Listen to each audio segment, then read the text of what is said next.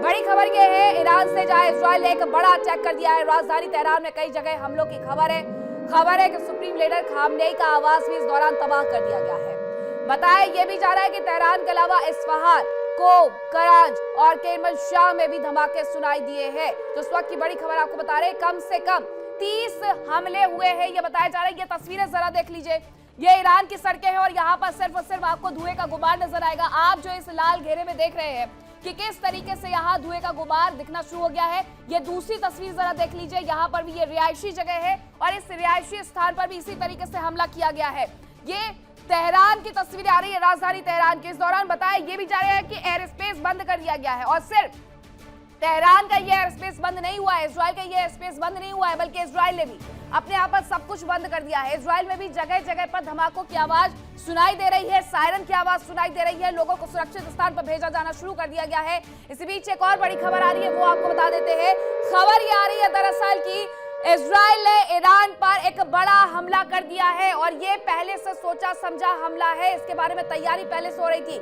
North east Tehran पर धमाके किए गए हैं। इसके साथ ही इजराइल ने क्रूज मिसाइल का इस दौरान उपयोग किया है, टॉमहाक मिसाइलों का इस्तेमाल किया है, ये भी बताया जा रहा है। इजराइल के रक्षा मंत्री ने इसके बारे में जानकारी दी। अब जरा आपको तस्वीर एक बार फिर से दिखा देती हूँ कि ये आप देखिए किस तरीके स्वार्म ड्रोन की जो हम बात करते हैं कि झुंड में ड्रोन आते हैं और फिर उसके बाद वो सब कुछ तबाह कर देते हैं। तो इसी तरीके से ये यहाँ पर जो प्रायोजित हमला है वो किया गया है। बातचीत की टेबल सजी, सब कुछ मान लिया गया है, यहाँ तक वाली स्थिति आ गई। लेकिन उसके बाद आज ये तस्वीरें सामने आने लगती है राजधानी तेहरान से। जरा इन तस्वीरों को देखिए कि किस तरीके से यहाँ पर धुएं का गुबार दिखने को मिल रहा है।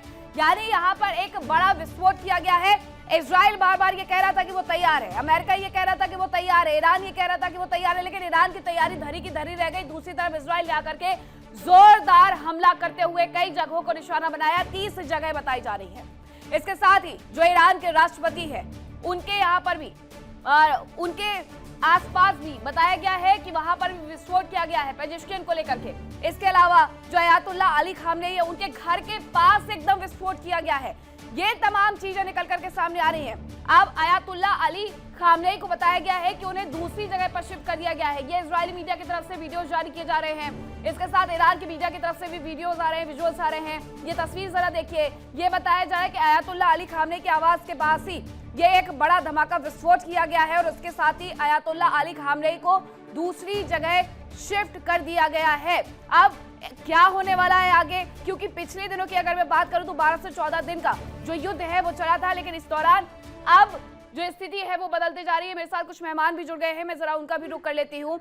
विंग कमांडर आलोक सहाय जी मेरे साथ जुड़ गए हैं, इसी के साथ ब्रिगेडियर राजन जी भी मेरे साथ जुड़ गए हैं और ग्रुप कैप्टन विंग झा भी हमारे साथ जुड़ गए हैं। सर बहुत बहुत तस्वीरें जो है वो ये बता रही है कि आखिरकार क्या कुछ निकल करके सामने आया है। विंग कमांडर, सबसे पहले मैं आपसे ही पूछना चाहूंगी कि ये जो तस्वीरें निकल करके सामने आई है इसके माध्यम से अब क्या समझा जाए?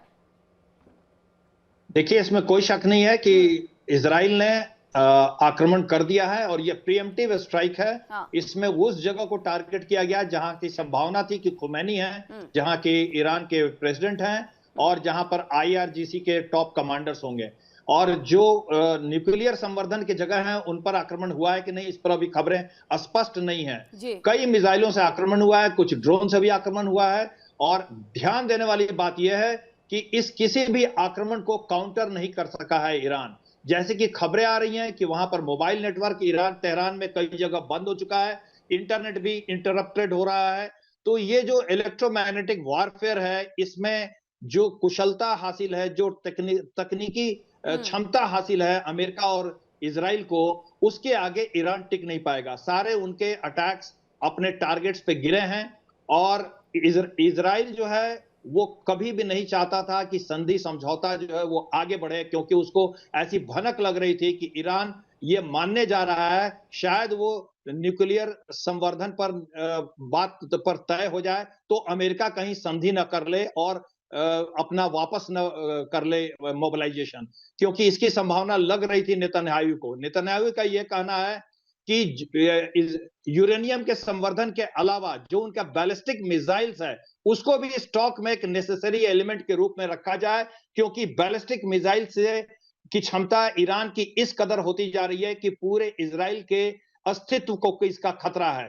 तो इस पर ईरान तैयार नहीं था और कहीं अमेरिका मान न जाए इसको हटाने के लिए, इसलिए इजराइल के लिए यह बहुत जरूरी था कि आक्रमण हो और जल्दी हो, क्योंकि अगर अब नहीं आक्रमण होगा तो ईरान पर फिर लगाम नहीं लगा पाएगा इजराइल, क्योंकि यही वो मौका रंजन जी है से मैं एक जब सवाल ले लेती हूँ कि ये जो पूरा तैयारी है वो पिछले कई दिनों से हम देख रहे थे कि 2003 के बाद एक लंबा सैन्य जमावड़ा अमेरिका की तरफ से किया जा रहा है। अब अमेरिका इतना बड़ा सैन्य जमावड़ा भेज करके एक पॉलिटिकल प्रेशर बनाने की कोशिश भी करता तो इतना बड़ा तो नहीं लेकर के जमावड़ा अपने साथ जाता, लेकिन इसमें अमेरिका को लेकर के अभी अपुष्ट खबरें हैं। कुछ खबरें इजरायली मीडिया के हवाले से ये कहती है कि ये इजराइल ने और अमेरिका ने मिलकर के किया है, कुछ खबरें ये कहती है कि सिर्फ इजराइल की तरफ से ये अटैक किया गया है। लेकिन क्या ये हो सकता है कि सिर्फ इजराइल ने पहला कदम उठाया हो, क्योंकि ये ऐसी जानकारियां थी कि इजराइल हमला करे, अमेरिका साथ देगा?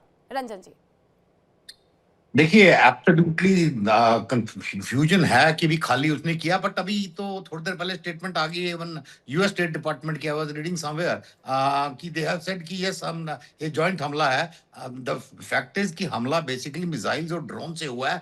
अभी एयरक्राफ्ट जो उसने मतलब काफी जमा कर लिए हैं इस इलाके में, मोबिलाइजेशन हो चुकी है, वो अभी इस्तेमाल में नहीं आए। सो मोस्ट प्रोबेबली इसमें 2-3 बेसिक टारगेट थे। एक तो पॉलिटिकल लीडरशिप और जो उनका मतलब वेपन स्टोरेज फैसिलिटीज हैं वो, दूसरा उनका एयर डिफेंस को डिग्रेड किया गया है बुरी तरह, सो दैट अभी जो रेगुलर पार्टीज आएंगी उनको कोई प्रॉब्लम ना आए। बट सर देखिए, ये अब लड़ाई हम और आप जब इस दौरान ये चर्चा कर रहे हैं, बातचीत कर रहे हैं, तो इसी दौरान एक और खबर आ जाती है और सीधी सी बात है कि अगर ये हमला हुआ है तो बदला भी लिया जाएगा और आईआरजीसी ने भी वही शुरू कर दिया है। ईरान पर ये जो बहुत बड़ी स्ट्राइक की गई है, सबके बीच में बताया जा रहा है कि आईआरजीसी जानकारी दे रहा है कि तेहरान में मेहराबाद एयरपोर्ट के करीब हमला किया गया है। यह भी बताया गया कि पूर्वी और उत्तरी तेहरान में जबरदस्त हमला इस दौरान हुआ है। तो ये बड़ी जानकारियां निकल करके सामने आ रही है कि तेहरान में भी मेहराबाद एयरपोर्ट के करीब पूर्वी उत्तरी तेहरान में जबरदस्त हमला हुआ है। यह इजरायली डिफेंस पोस्ट के हवाले से क्या कुछ दिखाया गया है वो जरा देख लीजिए। उनकी तरफ से लिखा हुआ है कि कुछ ही मिनट में, in the last few minutes sirens were sounded all throughout आउट इजराइल। हर जगह सिर्फ और सिर्फ इजराइल में सायरन बज रहे हैं। ये उनकी तरफ से बताया गया है कि एडवांस इंस्ट्रक्शन अलर्ट हमने पहले ही भेज दिया गया था सबके सेलुलर डिवाइस पर, मोबाइल फोन पर, कि आप सभी को कहीं ना कहीं सुरक्षित जगह पर चला जाना है, प्रोटेक्टेड स्पेस पर जाना, stay with in protected space. This is an proactive alert. ये पहले से अलर्ट जारी कर दिया गया था, यानी जो उनकी तैयारी थी वो पहले से थी, यानी इजराइल पहले से ये मान करके बैठा हुआ था। हमने कल ही विस्फोट में आपको दिखाया था कि इजराइल आखिरकार क्या कुछ कह रहा है। इजराइल कह रहा था कि उसकी तैयारियां पूरी हो गई हैं।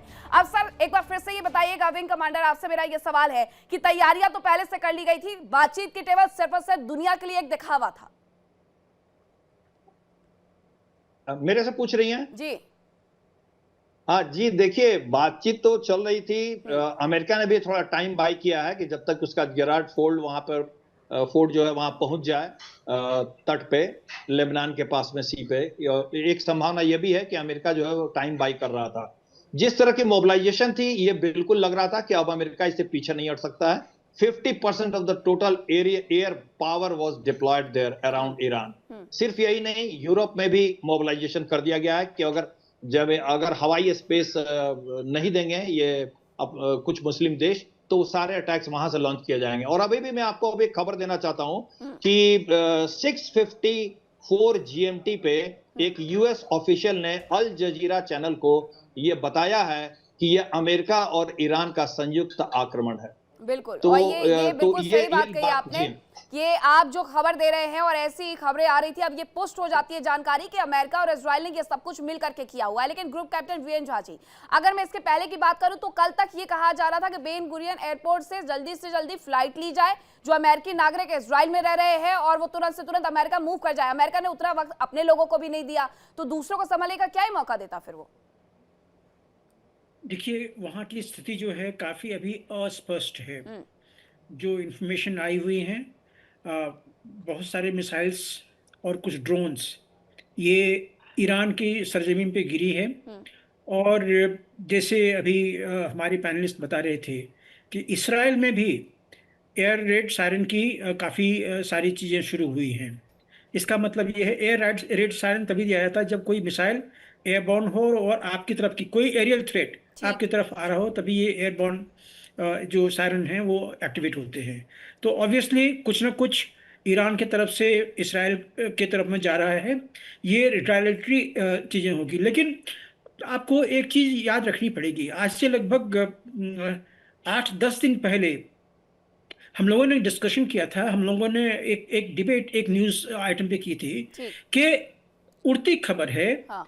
कि ईरान प्रीएम्प्टिव स्ट्राइक करना चाहता है। देखिए, किसी भी देश, कोई देश जो आपसे बड़ा हो, जिसके पास में आपसे ज्यादा क्षमता हो, अगर उसके ऊपर में आप डैमेज इन्फ्लिक्ट करना चाहते हैं तो आप प्रीएम्प्टिव स्ट्राइक कीजिए। और यही चीज हम लोगों ने आज से 7-8 दिन पहले डिस्कस किया था कि ईरान ये इस फिराक में है कि जब तक ये अब्राहम लिंकन उसके 1000 किलोमीटर दायरे के अंदर में है, तब तक या तो यूएसएस लिंकन या उसके साथ जो सारे जो नेवल एसेट्स हैं उसको घेर के आज के दिन में ईरान के पास में 19 सबमरीन जो है वो सर्विसेबल है।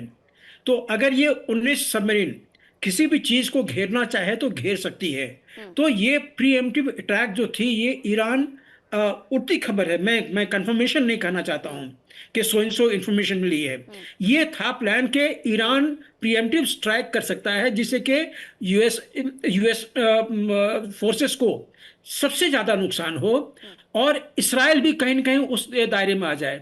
तो ये जो अभी दिन दहाड़े जो अटैक हुआ है, तो इसमें मुझे लगता है कि इससे पहले कि ईरान ये प्रीएम्प्टिव अटैक लॉन्च करता, यूएस के पास में पूरा इंटेलिजेंस होगा, उसने और इसराइल ने, इन दोनों ने मिलकर ये प्रीएम्प्टिव स्ट्राइक किया हुआ है। और यहाँ पे वो सारे ठिकाने अभी पहले आएंगे जहां से कि जो एयर डिफेंस सिस्टम ईरान का एक्टिव होता है। अभी पहले कहते हैं कि अगर किसी को मारना हो तो सबसे पहले उसकी आंखें फोड़ दो कि वो और देख नहीं यही सके। हो ही रहा है। मेरे साथ दो और मेहमान जुड़ गए हैं, दामोदर जी मेरे साथ जुड़े हुए हैं, डॉक्टर मार्सेला भी मेरे साथ जुड़े हुए हैं। आप दोनों का मैं रुक करूं, इसके पहले एक बड़ी खबर आ रही है, वो दर्शकों को बता देते हैं कि किस तरीके से अब इमरजेंसी घोषित की जाने लगी है। कहां पर ये इमरजेंसी घोषित हो रही है, चलिए वो आपको बता देते हैं कि ईरान पर हमले के बाद इजराइल में रेड अलर्ट जारी कर दिया गया है। जैसा अभी हमने आपको दिखाया भी कि आईजेएफ की तरफ से क्या कुछ उसकी तरफ से पोस्ट किया गया सोशल मीडिया के हवाले से, और उस पोस्ट में उसने कहा कि हमने पहले ही लोगों को अलर्ट भेज दिए थे। इजराइल ने लोगों को सुरक्षित जगह पर जाने की सलाह दी है। हमले के बाद पूरे इजराइल में स्कूल बंद कर दिए गए हैं और इजराइल की भी तस्वीरें ऐसे ही निकल करके सामने आ रही है कि सायरन बजने वापस शुरू हो गए हैं। ये अलर्ट सायरन है दरअसल, ताकि वहां से लोग सुरक्षित स्थानों पर पहुंच सके। और इजराइल में रेड अलर्ट भी जारी किया गया है। ईरान के हमलों से बचने के लिए ये रेड अलर्ट जारी किया गया है। एकदम बड़ी खबर है ये कि किस तरीके से ये जो पूरा हमला हुआ है, ये जरा तस्वीरें आप देखते जाइए कि किस तरीके से ये जब हमला होता है तो उस हमले के साथ साथ यहाँ पर जहां एक तरफ ईरान अपने लोगों को सुरक्षित स्थानों पर भेजे, तैयारी करे, उसके पहले इजराइल ने एक तैयारी कर दी। उसने अपने जो गैस उसके यहाँ पर जो रहने वाले लोग हैं, इसके अलावा उसके जो कूटनीतिक लोग हैं, उन सभी लोगों को पहले कह दिया था कि जाकर के सुरक्षित स्थान पर रहना शुरू कर दीजिए। और बंकर तो सबसे ज्यादा इजराइल में पहले से ही बना दिए गए थे। तो अब जरा आप ये समझ लीजिए कि आखिरकार हुआ क्या है। एक बार फिर से मेरे साथ जो मेहमान जुड़े हुए हैं, डॉक्टर मार्सेला, मैं उनका रुख कर लेती हूँ। डॉक्टर मार्सेला, मिडिल ईस्ट के आप जानकार हैं, तो जरा ये भी बताइएगा कि अगर ये सब कुछ ईरान में हुआ है तो इजराइल से क्या तस्वीरें थोड़ी देर बाद आने शुरू हो जाएंगी, क्योंकि पलटवार तो जरूर से होगा। Good afternoon to all the viewers of yours and the participants. I can say that I'm sorry, I'll carry on with English and Hindi both together. You see, naturally, for sure, this conflict is not avoidable and it will happen. Now, who's on a stronger side? Naturally, by land and ammunition and the number of the attack points and the missiles that Iran is going to focus and aim at Israel is higher. But Israel has many on his side. Now, Iran is isolated in view of having its own people against it. And the other issues that they are having in Iran, maybe there are going to be many victims in view of the fact that the Islamic Republic and IRGC are hiding in residential areas. The schools are not being closed. The colleges are not being closed. In colleges, there are students who have been locked in. And so many of these government, even parliament has been locked down. So the people are under that. In Iran or in Israel? The tunnels like the Dr. Marcella, in Iran or in Israel? So naturally, there are going to be a lot of victims and a lot of people going to be targeted in Iran because they have no defense and they are not being prepared for this. people are left बिल्कुल on बिल्कुल their own. लोगों But की yes, तैयारी इस Israel is तरीके की नहीं थी। डॉक्टर मार्सिला बिल्कुल सही कह रही हैं आप कि ईरान में लोगों की तैयारी इस तरीके से नहीं थी, लेकिन दामोदर जी ये पूरी तैयारियां इजराइल में देखने को मिलती हैं, जहां प्रोएक्टिव होते हुए अलर्टनेस पहले भेज दी जाती है, सायरन बजाने पहले शुरू कर दिए जाते हैं ताकि लोगों को कम से कम नुकसान हो। और दूसरी तरफ ईरान सब ये सोचता रहा कि जिनेवा में जो बातचीत हुई थी वो सफल रही है और उसके बाद शायद ये हमला ना हो। ये क्या उनके लिए ये सबसे बड़ी गलती बन गई? दामोदर जी देखिए, ईरान को ये इस बात का मुझे नहीं लगता कि अंदेशा ना रहा हो कि अमेरिका उन पे पलट के वार करेगा। और बहुत पहले से संभावनाएं थी कि चाहे जितनी भी कोशिशें थी बातचीत की वो जारी थी, लेकिन इस दौरान ये जरूर देखा गया था कि हठधर्मिता दोनों तरफ से थी। ईरान ने भी बहुत ज्यादा कुछ नेगोशिएशन टेबल पे नहीं रखा था कि वो अमेरिका के आगे पूरी तरह झुक जाए। तो जिस तरह से ट्रंप के बयान आ रहे थे उसमें मुझे कोई संदेह नहीं था कि आने वाले दिनों में ट्रंप हमला करेंगे। और इजरायल को इसमें आगे जरूर रखा गया है, लेकिन पूरी तरह से सपोर्ट अमेरिका का है। और ये बात पूरी तरह से परिलक्षित है कि अभी ये ऐसे हमले आने वाले समय में और तेजी से किए जाएंगे। ईरान को पूरी तरह से घुटनों पे लाया जाएगा और हो सकता है इसके बाद फिर से एक बार नेगोशिएशन की कोशिश की जाए। ये एक झलक जो दिखाई है अभी इजरायल ने ईरान को, क्योंकि इतनी तैयारियों के बाद काफी मौका मिला था ईरान को अपनी सारी स्ट्रेटेजिक एसेट्स को सेव करने के लिए और अपनी लीडरशिप को सेव करने के लिए। उसके बाद भी जो सुनने में आ रहा, खामनेई के घर पे हमला हुआ है जिस तरह से, तो ये बता दिया इजरायल ने कि आप कहीं पर भी हैं और अमेरिका ने भी कि किसी भी जगह पर हैं, आप हमसे सेफ नहीं है। और इसके करने के बाद हो सकता है ईरान फिर से सोचे या हो सकता है उन्हें नेगोशिएशन टेबल पे लाया जाए। लेकिन अभी थोड़ा इंतजार तो यहाँ पर पलटवार का भी करना होगा ना। ईरान के साथ जो भी हो रहा है, जहां से भी हमले किए जा रहे हैं, इजराइल को भी वो उसी तरीके से पलट करके मुंह तोड़ जवाब देगा। देखिए इंडिया डेली 24/7 अब आपके स्मार्ट टीवी पर। इंडिया डेली मौजूद है सभी डिजिटल प्लेटफॉर्म पर लाइव और लगातार। इंडिया डेली 24/7 हर दिन राष्ट्र को समर्पित।